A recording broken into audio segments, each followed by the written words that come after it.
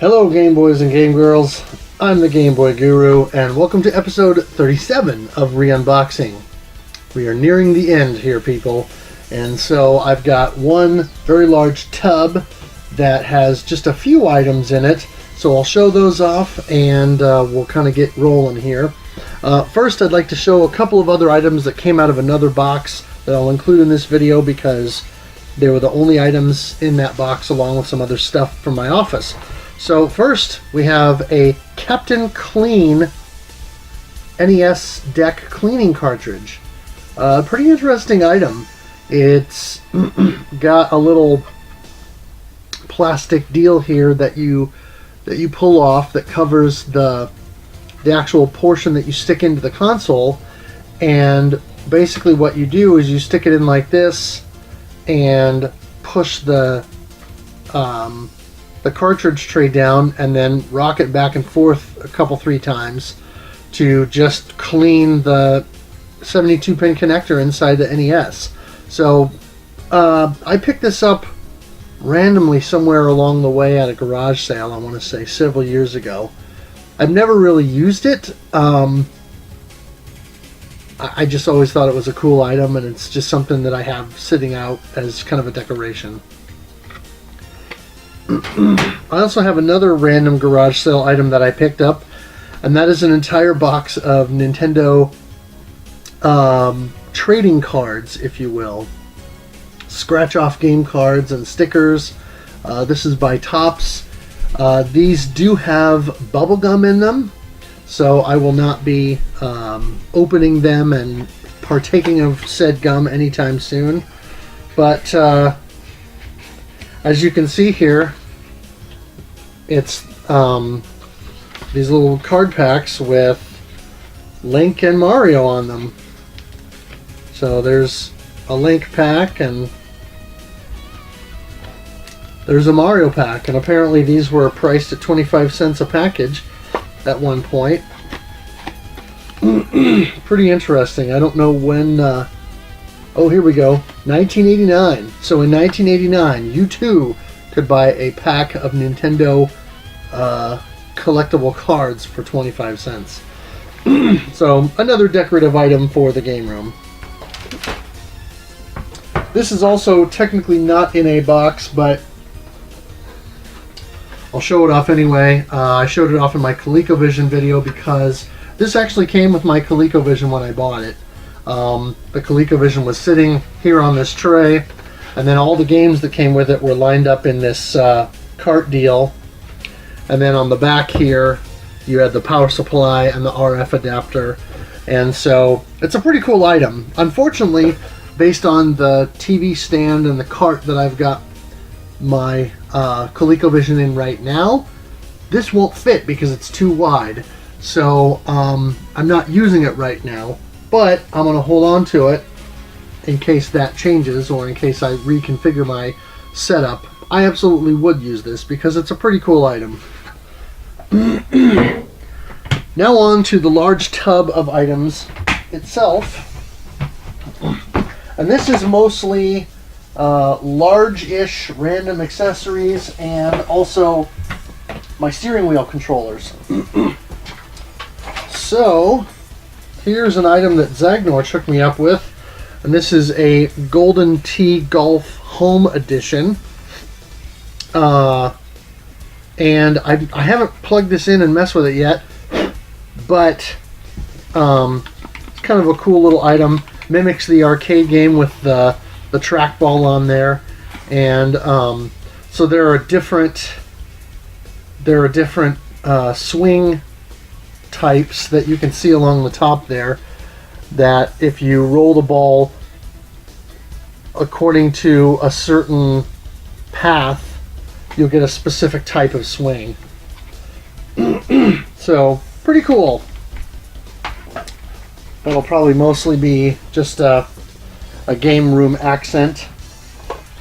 Here's another item Zag hooked me up with. This is a Game Boy Advance SP travel case, and it's got a spot here that'll hold 3 cartridges, and then underneath the actual SP can sit in this little foam laden spot, so it's nice and protected. So I may well be using that. Couple of random cables in here. Got a Wii AV cable. Looks like a extension cable for audio, and then just VGA and power. Not sure how those made it in there, but they did. This is a random Goodwill find. It's made by a company called Intech, and it is a 4-way PlayStation 2, I guess you could call it a multi-tap, but more than just doing controllers, it also allows for up to 4 memory cards, which is interesting. And then you've got this deal here underneath that you can pull out. That plugs into the system with a connector for both the controller and the memory card.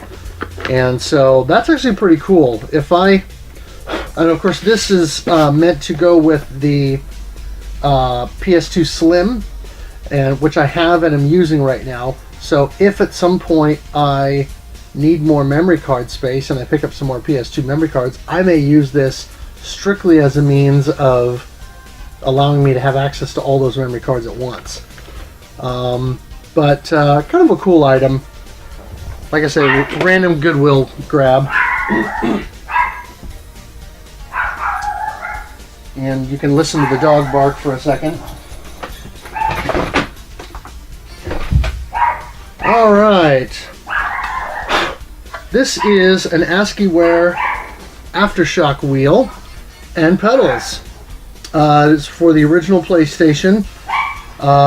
Once again, it was a random find out hunting, and yeah, it's a decent little wheel with springy pedals and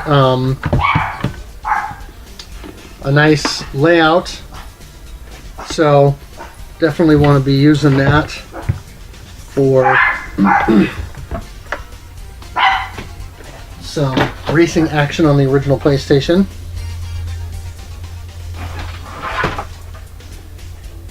And, excuse me, I have 2 of these. This is the Interact V3 racing wheel. And I'll tell you the story here. This is the PlayStation 2 version, or the PlayStation version, which I picked up sometime within the last couple of years. Prior to that, I bought the Interact V3 wheel for the N64. And then I got a pedal set with it, but unfortunately the pedal set was the wrong kind because the connector here didn't match up to the connector that was on the pedal set. And it was still an Interact set, but it was from a different line. And so basically I ended up not being able to use that N64 racing wheel, or this N64 racing wheel. However, when I picked up the PlayStation 2 wheel, I got the Interact V3 pedal set. And lo and behold, the connector is the right kind for either wheel.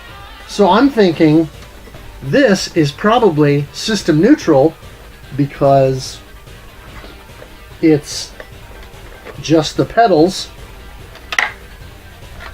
and more than likely I'll be able to use this pedal set with either wheel.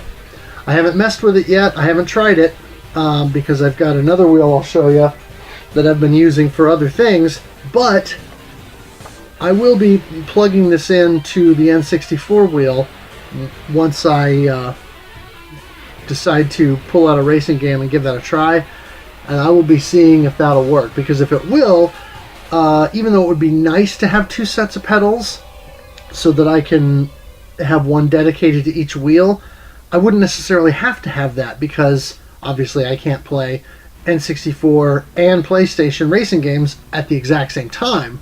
So having at least one set of pedals that work with both wheels will be advantageous.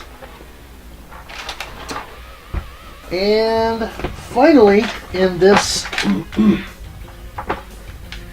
setup is this big monstrosity.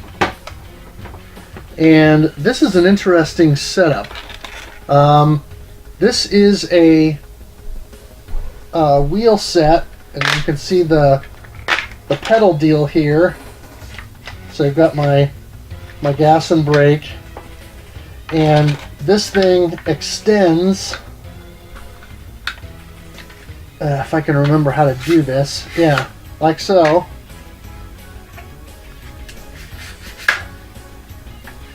And then you can set this down and adjust the setup of the footrest. And then this little bar here can kind of sit down on your lap to help stabilize the wheel. And then you've got access to your gas and brake pedals.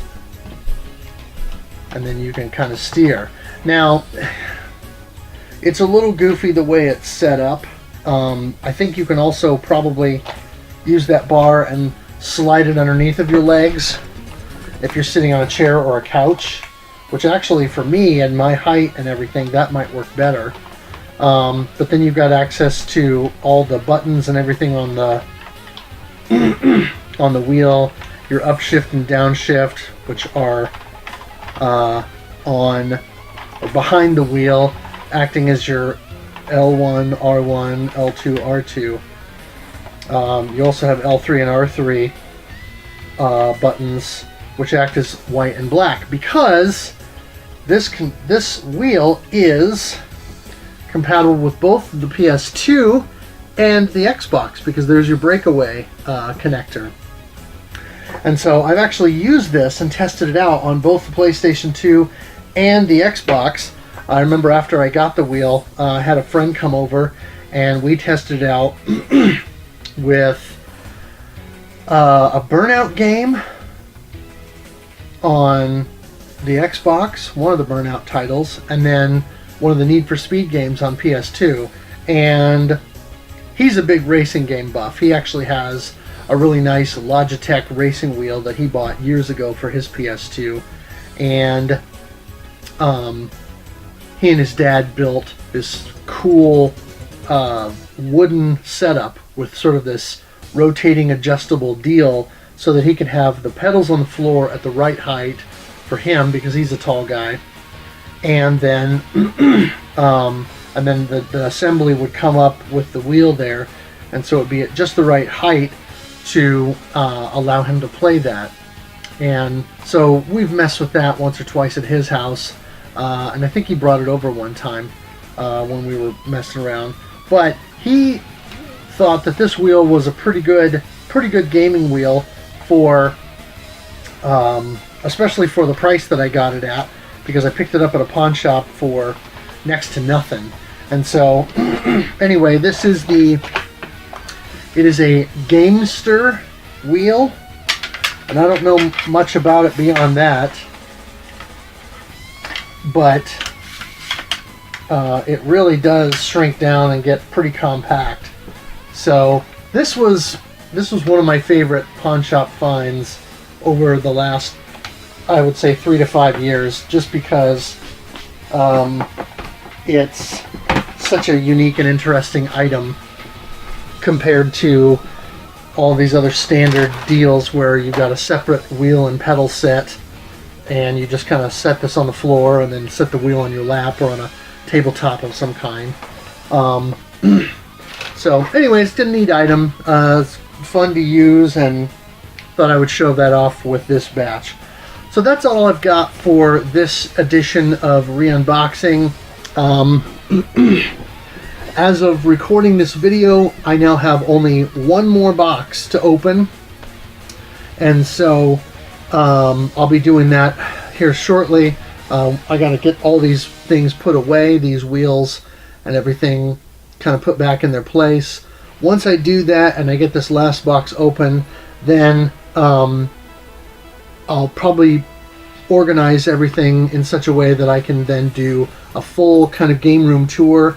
And it'll sort of be Game Room Plus, because this game room is strictly storage and display for my games and accessories, but I also have a closet out in the hall that will contain some overflow, as well as my racing wheels and some controllers. And then I've got another closet with a hanging shoe organizer deal with a bunch of controllers. And then my living room, which has multiple televisions and all my game systems, or most of my game systems, hooked up. And so I'll just go through all of it and kind of do a full tour of my my gaming environment, if you will. At least my console gaming environment. Y'all don't need to see my office. It's still quite a mess. But anyway, make sure you follow me on Twitter at GameBoyGuru. I'll have a link in the description below to my blog where you can check out my Game Boy written reviews. It's gameboyguru.blogspot.com. Also, make sure you check out Nira and his channel. He provided the Super Mario Land opening theme music that I use with all my videos. So make sure you check that out. He's got a ton of other great chiptune and game music covers as well. Thanks for watching. Thanks for playing. And game on.